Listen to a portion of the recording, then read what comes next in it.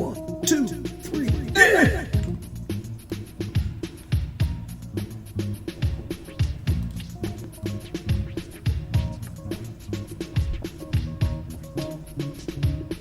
This is Amari Purple Talk.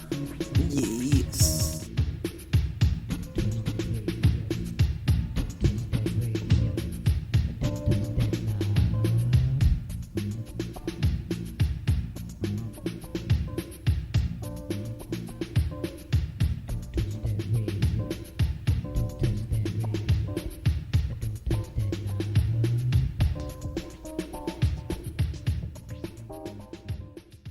Welcome to episode 64 of Amari Purple Talk, a podcast where I share my thoughts on the Prince musical singularity. I'm Richard Cole, your imagination funk soloist. Thank you once again for tuning in. Please leave your comments in the comment section below, and please download on your favorite podcast platform. If you're listening on YouTube, please like and subscribe. And now let's dive right into the show. And we're going to try a little bit of something different this week. It's been such a roller coaster of a year. A lot of things have been put on hold. We've had a big release early in the year with the One Night Alone and Rainbow Children. We're capping off the year with the Sign of the Times box set. So it's not a lot of new Prince stuff that's going on. So what I'm going to do this week is I'm going to take my own trip through the quantum realm and speculate on what would have happened, or I should say, what if Prince didn't release new music from 1993 through 1996, or if he didn't release anything between 1993 and 2000. So we're not going to focus on the what ifs in terms of, his marriage or marriages, children, or anything of that nature. Basically, what we're going to do is just have some fun in an alternate universe where he primarily remained a bachelor for the most part, and quite possibly might have been more well-traveled. So to kind of give some backstory, what originally happened in 1993, this was following Prince signing a $100 million, that's right, $100 million of a record contract. And, of course, the long and short of it is he found some loopholes and some things that he found restricting and decided that he wanted out of this contract. So instead of taking Warner Brothers to court, he decided he was going to change his name to an unpronounceable symbol. And basically the press release of this quote-unquote retirement entailed that Warner Brothers would release Prince albums under the name of Prince, while Prince would explore avenues of releasing brand new music under the pronounceable symbol. So that's pretty much what happened and pretty much what we got, with the albums Come being a Prince album, The Gold Experience, even though eventually it ended up being released by Warner Brothers, was released under the symbol. You even had where after 1996, once that contract with Warner Brothers ended, then he released Emancipation, but that was still under the symbol.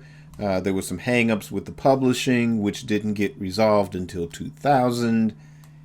And the long and short of it is that after that was settled, he became Prince again, dropped the Rainbow Children, and, the rest is history. So it kind of went from he's gone mad to an activist for artists' rights. Just kind of as the decades went on, after he became Prince again, after the induction to the Rock and Roll Hall of Fame, musicology, the perception changed. So what we're going to look at is basically what would have happened if he decided not to do the name change, that he would just stay Prince, not come out with a press release or anything, or somehow it would have leaked that he's dissatisfied with his record contract. But what if he approached those Vault albums quite differently? Or what if things were handled differently? And in both cases of what we're going to explore is that, number one, the name change never took place, and that there wasn't the music that we received, be it Come, be it the Gold Experience, or could it have been done in a different configuration? We're going to explore that as well. So here we go. Time travel. All right. So it's 1993, and there's an announcement, and it's Prince saying that he is going to retire from the recording studio. He is not going to release any new music, but Warner Brothers will be releasing material from the vault. Now, in actual 1993, when I read that, given all the bootlegs that I had acquired at that, up until that time, that was an exciting prospect. Like, whoa, we're not getting any music, because we didn't know. We didn't know what was going on with that. I know my initial thoughts, and especially once he changed it to that unpronounceable symbol, was that it was just a gimmick for the next album. I didn't think that this was anything serious. A friend of mine, on the other hand, said that, oh, no, this is contract dispute. He's trying to finesse his way out of his recording contract, to which, he was right. That's what ended up happening in real time. So, again, like I said, this was an exciting prospect until, the years unfolded and we began to learn what was happening. And granted, this is kind of one of my favorite periods after the 80s, the classic 80s period. I enjoyed Diamonds and Pearls. The Symbol album left me a little, it wasn't what I expected from it. Still some nice songs on it, but it's not like in my top anything of Prince albums. It's just kind of one I accept, as part of his canon, and I do enjoy listening to it from time to time. But now we get into 1993, and kind of after this announcement, kind of one of the first things that surfaces is I'm hearing Pink Cashmere on the radio for the first time, and that's a great song, and I love that. And I'm like, oh, well, and it's still released as Prince. But that's on the hits and the B-sides, which, again, was a nice thing to have, But, again, this, as things were unfolding, it's easy to look back on it now and go, oh, this is exactly what's happening. It's a different thing when you're actually there. And, like I said, it's June of 1993. There's this announcement, but there's no Come album. There's, hits in the B-sides. Pink Cashmere was 2 months away. Nobody knew what was happening. So let's assume that there was no hits, B-sides release, box set, or of any kind just yet.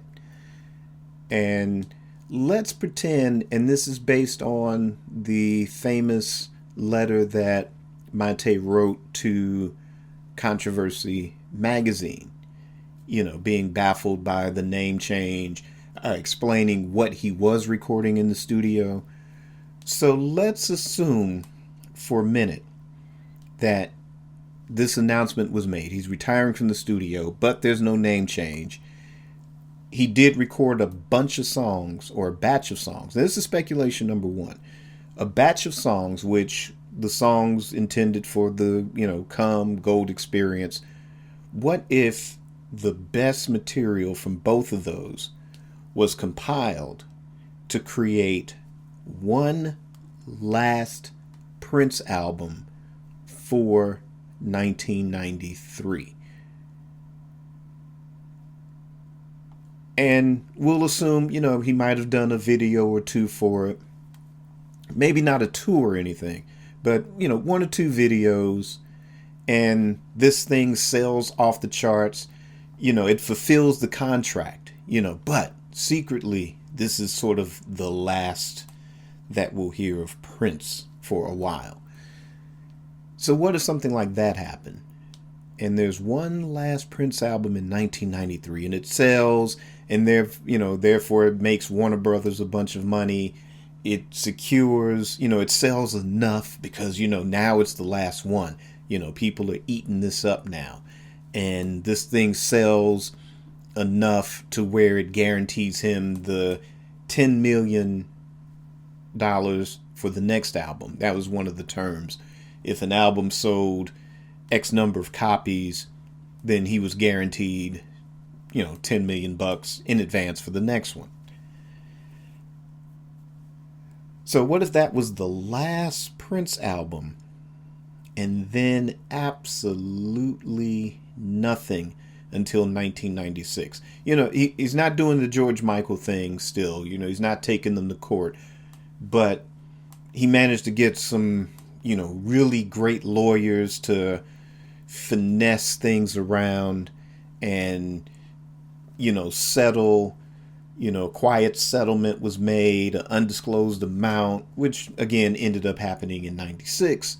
But let's just say that some real wheeling and dealing took place that would have allowed him to just not release anything again until 1996. And therefore, once 96 hit and he's officially free, meaning that not only is he free from the Warner Brothers contract, the publishing contract was also settled, and now he's free, he's Prince again, and things can go one of two ways. Stay with Warner Brothers and release the Emancipation album, or sign with another label, or do what he had been doing, going independent and making these, distribution deals and licensing agreements and retaining his masters, because that's the next battle, and, leading to him becoming the activist earlier. And we kind of really know what's going on. We're not distracted by the name change and the artist formerly known as and all this other stuff. So what if that happened? Because I always felt that Emancipation, regardless of what was on it, should have been released under the name Prince. It was cool, yeah, you got away from Warner Brothers, but to me, it was sort of defeating the purpose to call an album Emancipation and not have Prince's name on it. Not to say that he officially won, because as we found out, there was still some more of the fight left to go. There was, the talk of ownership of the masters. There was a talk of a publishing contract that took until 1999 to officially run out. And that was the thing that led him to being Prince again.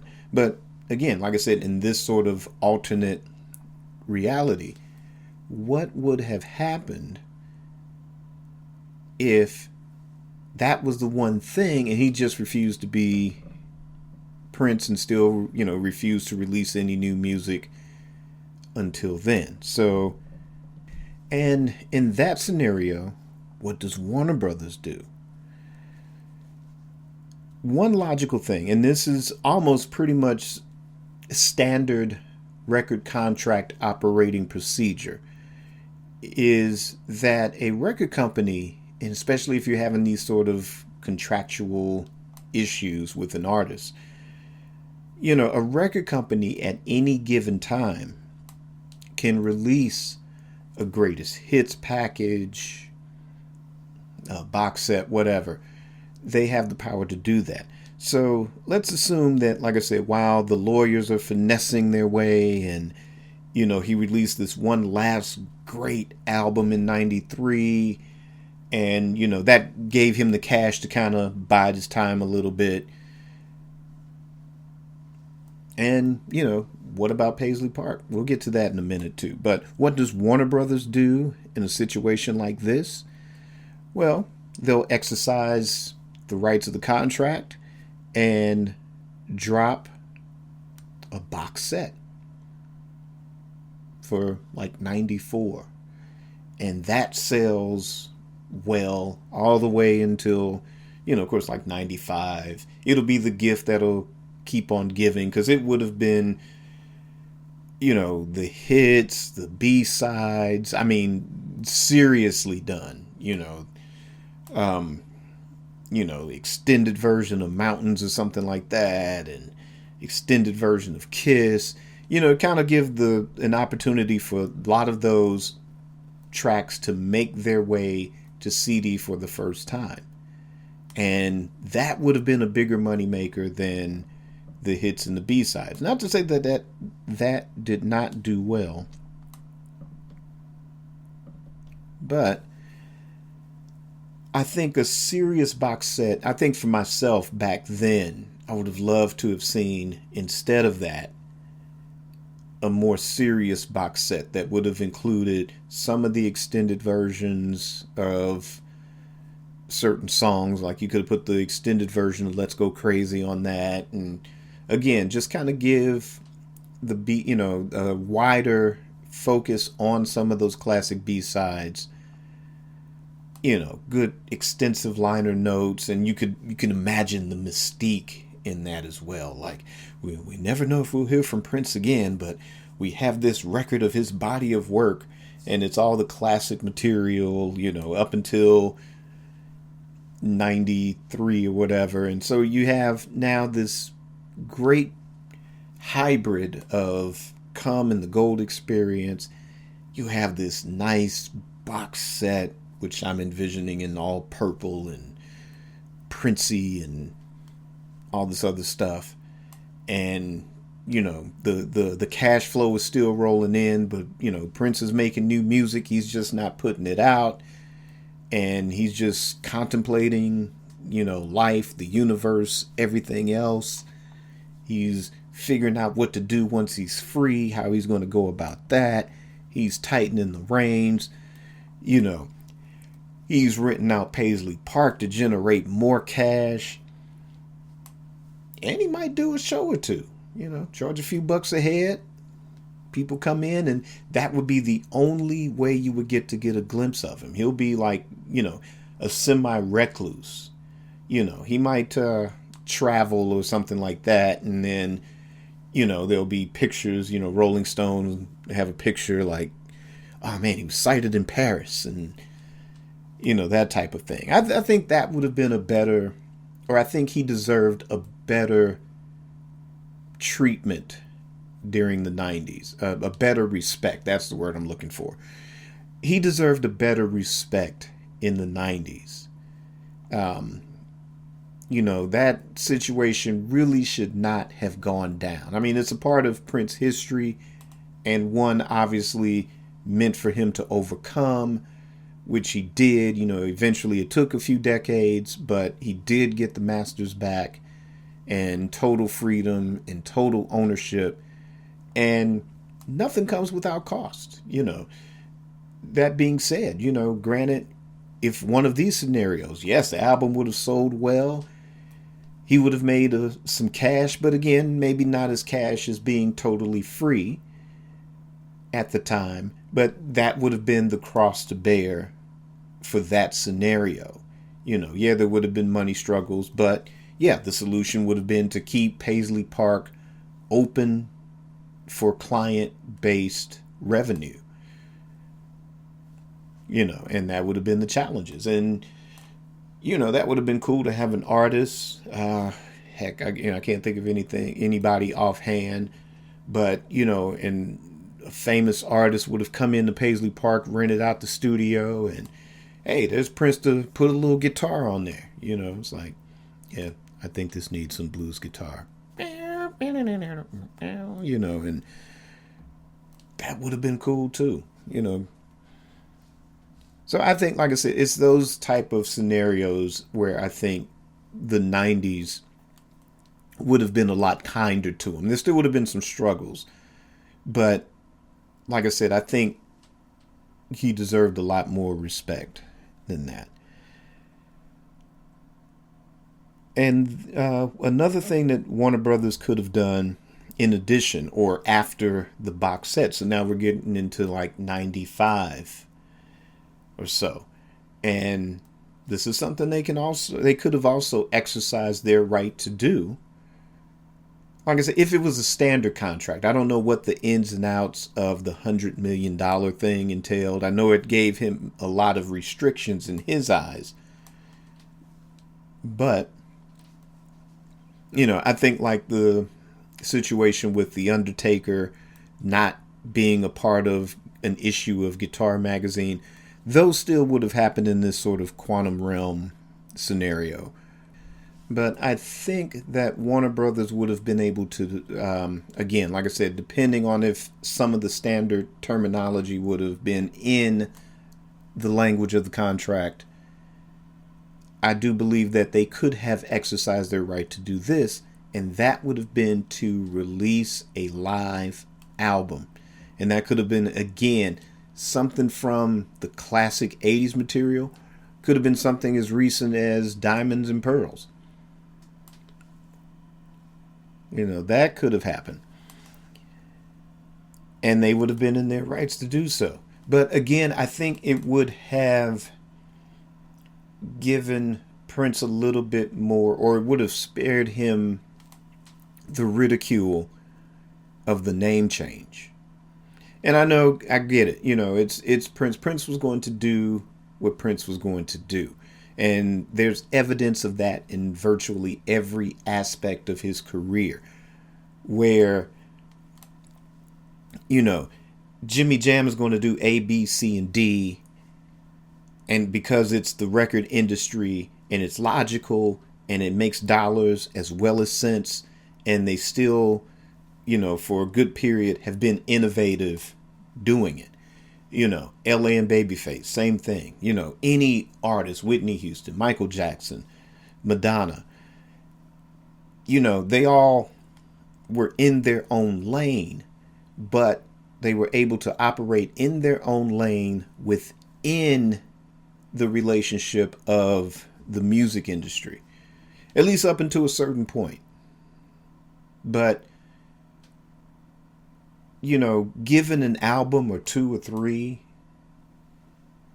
you know, again, they were able to kind of navigate those waters of the music industry and was still able to be innovative, maybe not cutting edge all of the time, but they were able to still keep their name in favor of the public, at least musically. And, you know, Prince is going to be, well, you know, hey, you know, Housequake is going to be the next symbol.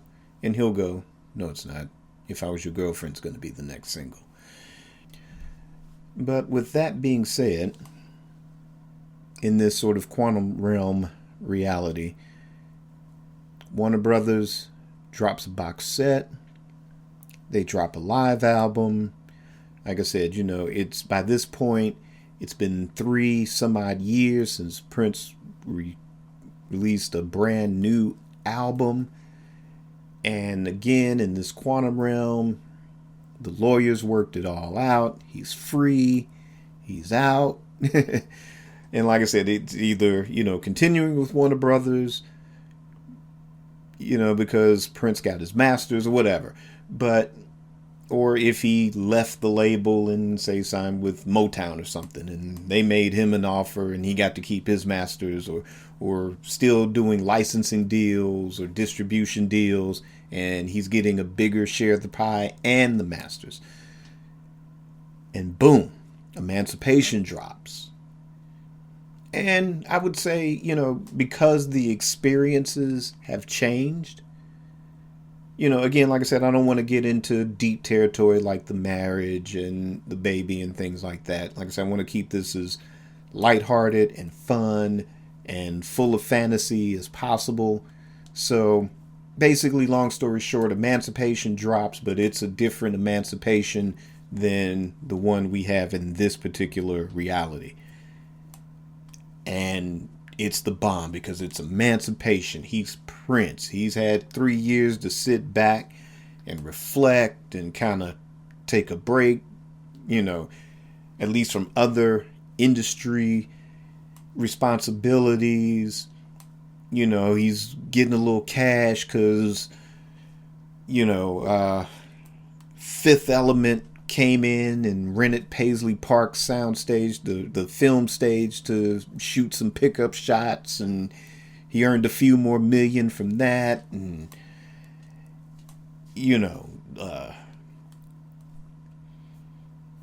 there's this new kid D'Angelo they brought him into Paisley Park, and you can go in so many different directions with this idea, but he's back. He's Prince. It's Emancipation. It drops. And it's amazing. He's back. He's doing interviews. He's on tour. And it becomes the biggest tour of the next whatever years. And, and we'll get some pretty interesting stuff in the trade-off as well. You can come up with any idea that you want. Actually, leave me a comment and let me know your thoughts. What do you think would have happened? I want to hear, because there are so many different ways you could go with this particular scenario. Now, the flip side of that is, what if there was no music or no new music until the year 2000? How crazy and how dope would that be? No new music until both the recording and publishing contracts have been settled. Now, this would be a different argument. Like I said, you can still stay with the fantasy of that, again, that hybrid of Come and the Gold Experience, last album in 93 of new music. And you could still go with the idea that Warner Brothers drops a serious box set. But instead of going with the live album route, and now that we've tacked on a few extra years to this alternate timeline, what if Prince decided to fulfill the remaining albums on his contract during this period? And, not just toss out the Black Album, not just toss out an old Friends for Sale, but what if he fulfilled it with a different style of vault albums? And I mean, compile them like, I'm trying to think, let's see, there are, maybe Miles Davis did something like that. I'm not sure. I have to research that. But kind of similar to something like that, where, Miles was stuck in this contract or something. And I think he either released new music or he stopped altogether. I'm trying to think. Or somebody like Neil Young. But Neil Young basically recorded new music, but it wasn't what the record company expected. And the record company was kind of pissed that he turned in an album that wasn't what they were expecting from Neil Young, but the thing sold anyway. Something like that. But this is Prince we're talking about. So, but what if he just withheld any new song that he recorded and sat on it from the duration of 93 to 2000, and we started getting, basically, I would say maybe the equivalent of what Frank Zappa was doing with the Bite the Boots. Now, it's kind of a catch-22. And like I said, you can create any type of track listing you want for the idea. But yeah, I know it's kind of hard because now as we listen to these super deluxe editions of 1999 and Sign of the Times, what would he have been able to keep and sit on, for the sake of, what happens to my legacy after I'm gone? And then what do you drop in there to compile a vault album that would be, not just a, it's kind of hard when you're under the duress of contract obligation. It's not like you're going to go in there and create Sergeant Pepper and then turn that in as contract obligation. Like I said, the idea of doing one last big one, that was a pretty good idea to do. And one I wish would have happened in real life. But let's say for argument's sake that, say we probably would not have received a compilation that would have said had like, say, Rebirth of the Flesh on it. Say that would have been something he would have sat on, and in his freedom, if he decided to one day release a Crystal Ball in its original form, or say Camille or something like that, as a, because he's free to do that. But let's just say maybe we would have gotten a CD or something back in the day that would have had, say, something like Emotional Pump on it. That would have been, or some of the stuff from, what we get with the Sign of the Times box set. What if some of those tracks, maybe not all the good stuff, but, the stuff good enough, because there's enough of it to put together as like a little single CD, and in 94 would have received that. And, the difference would have been, because it was strictly vault stuff, Warner Brothers would have marketed it differently. They would have, like just any reissue or legacy, or I don't know, just some, classic, unreleased material. They would have, done the marketing that way. They wouldn't have tried to like, oh, we need a video for MTV for this one. No, this would have been one, your Mojo magazine, your Rolling Stone magazine, your Uncuts. What's the other one? Q magazine. Oh, they would have been all over it. It's like, oh, this is great. It's a shame Prince isn't making new music anymore, but this stuff is great. Kind of a thing. And again, like I said, this is all because I just honestly feel that, with the name change, it brought a certain amount of ridicule, but I think he expected that anyway. He expected some pushback, some flack for doing what he did, and in the long run, it worked. It's kind of like Paul McCartney, suing to dissolve the partnership with the Beatles.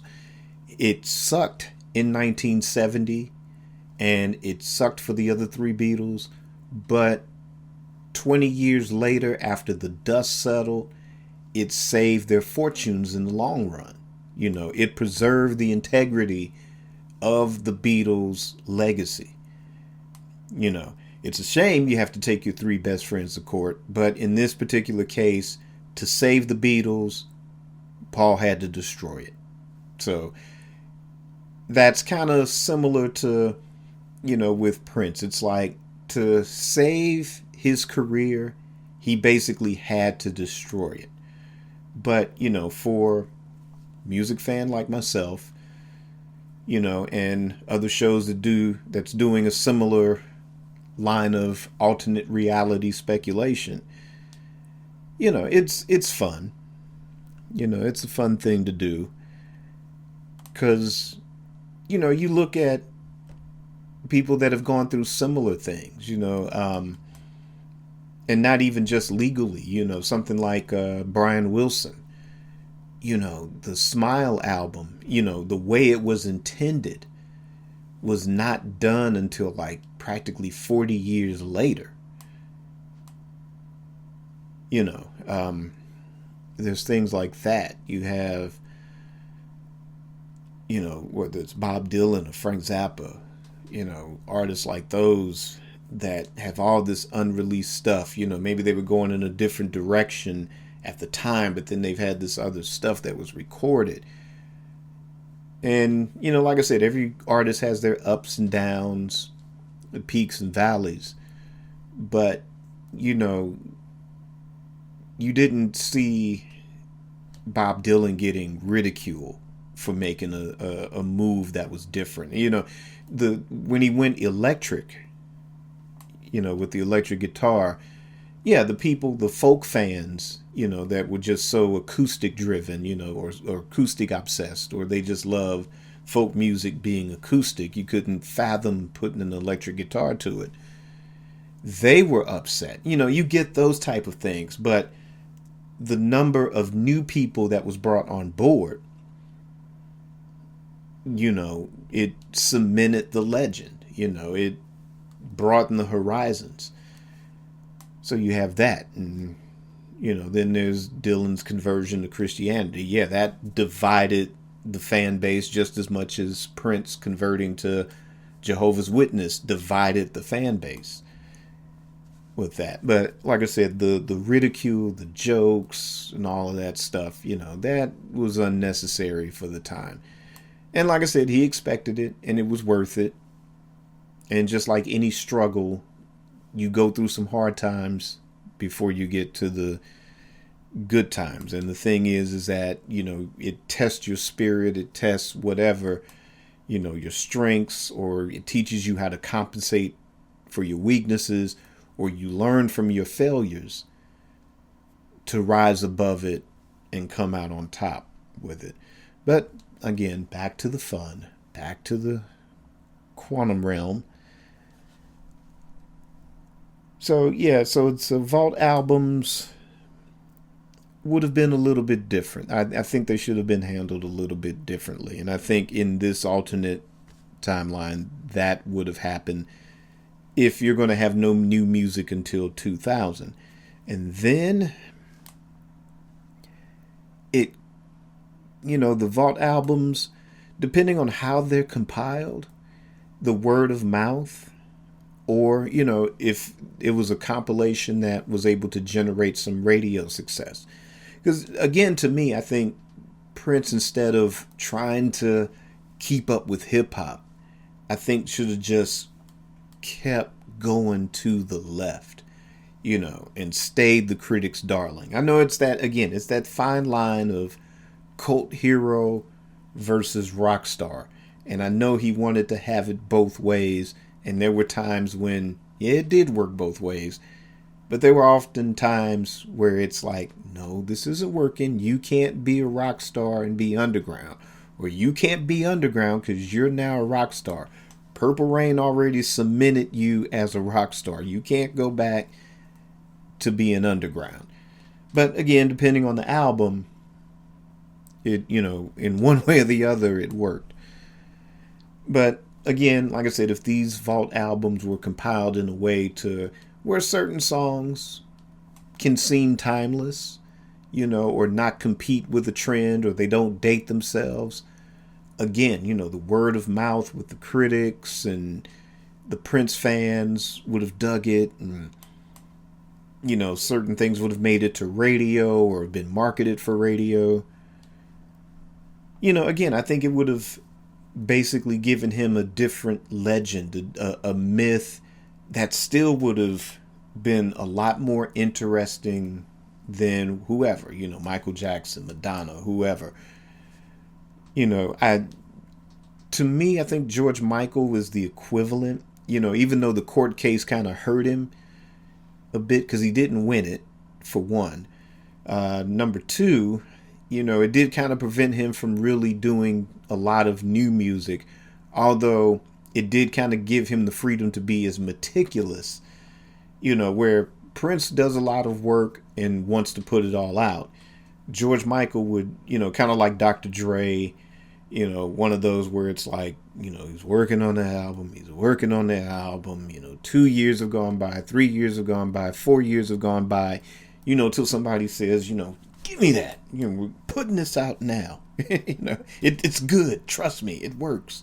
Until he decides. Stevie Wonder's another one. Just works on it till it's time to come out. So I think those type of things would have cemented the legend a bit. It definitely would have created a new vault legend. Kind of as he was doing new songs and they would have sat there unreleased. It would have, the new vault stuff would have replaced the old vault stuff. So even if he did something that would have put the original version of Old Friends for Sale out, or, or Emotional Pump, or even if he put something out that had Rebirth of the Flesh on it, there would have been new material. And I think it would have been different influences coming in at that point, where the new vault stuff would have been just as legendary, or even probably even more legendary. That's a possibility too, that it would have happened. If it was 2000, and let's just assume that, like I said, the course of action would have not led him into the direction of Larry Graham or the Jehovah's Witness or things of that nature, or even if he was able to jam or do a record or record with Larry Graham, let's just assume that he didn't convert. He was able to find his own lane. Again, this sort of time away from the music industry, not touring as much, time to think, reflect, get into oneself, that type of thing, kind of not be the rock star for a few years. Let's just say we got a different Rainbow Children out of it. One that was still good and deep and funky in a lot of places and jazzy in a lot of places, but a different one. And again, the more accessible, would have been the whatever record label, because I think that one was on a smaller one. So what if, he came back in 2000, again, either stayed with Warner Brothers or had gone on to a different one, or was able to do a distribution or licensing deal with another major. And that would have just been, I don't know, that one could have gone another way. Maybe not a seller within the pop realm, but a lot of people would have bought it because it's like, oh, he's back. What does he sound like? Again, the marketing would have been key. The critics would have been all over it. And, I think with that type of reception, not only would we have had a different Prince emerge, given that he had the time to reflect on everything, but I think albums after that would have been even more conceptual, even more mature, yet funky. Like I said, different influences. Because, as great as the music had been, you've heard me say things like, Black Sweat was a 21st century classic Prince song. Like, to me, that stands along with anything of his classic 80s material. Artificial Age, for me, is within my top 5 of favorite Prince albums. It worked its way in. At one point, I used to, because I don't have Tidal anymore right now, but I did on Tidal make a playlist. I might try to put it together again, and maybe post it someplace. But it was taking tracks from Artificial Age, Hit and Run phases 1 and 2, just kind of my favorite tracks. And I compiled that. And to me, it made for a stronger, dare I say it, a stronger final album for Prince, just kind of having those three kind of merge and unifying it. I tried to put it together as much of a unified theme as possible. But as Artificial Age, as a standalone album itself, yes, that's in my top five of, favorite Prince albums. Both Hit and Run phases 1 and 2, there are tracks that I like on both, but I really haven't listened to them, all the way through. I know with phase 1, there's a lot of tracks that, eh. But Hard Rock Lover to me is another 21st century Prince classic. To me, that stands up along, again, with the classic 80s material. Should be mentioned in the same breath as though, a kiss or When Doves Cry. Because to me, that's Prince being Prince. Black Sweat is Prince being Prince. And, and it's not a knock on anything else, but I mean, a song like Revelation, that's Prince being Prince. So, but to me, I know, I guess there was a direction that he was heading into that never got realized. But, I think that in this sort of alternate reality, like I said, if he had had a better opportunity to reflect and didn't have to do as much and sort of kind of taking that step back to really look at the material objectively enough to say, okay, cool. Like I said, a Rainbow Children would have been an inevitable album in any timeline.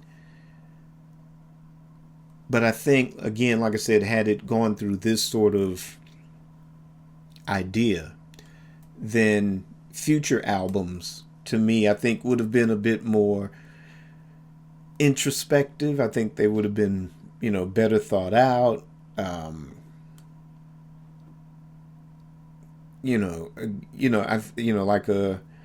I don't know, you really couldn't compare it to anybody, but like Bob Dylan puts out strong material. McCartney over the last 10, 15 years has been pretty consistent.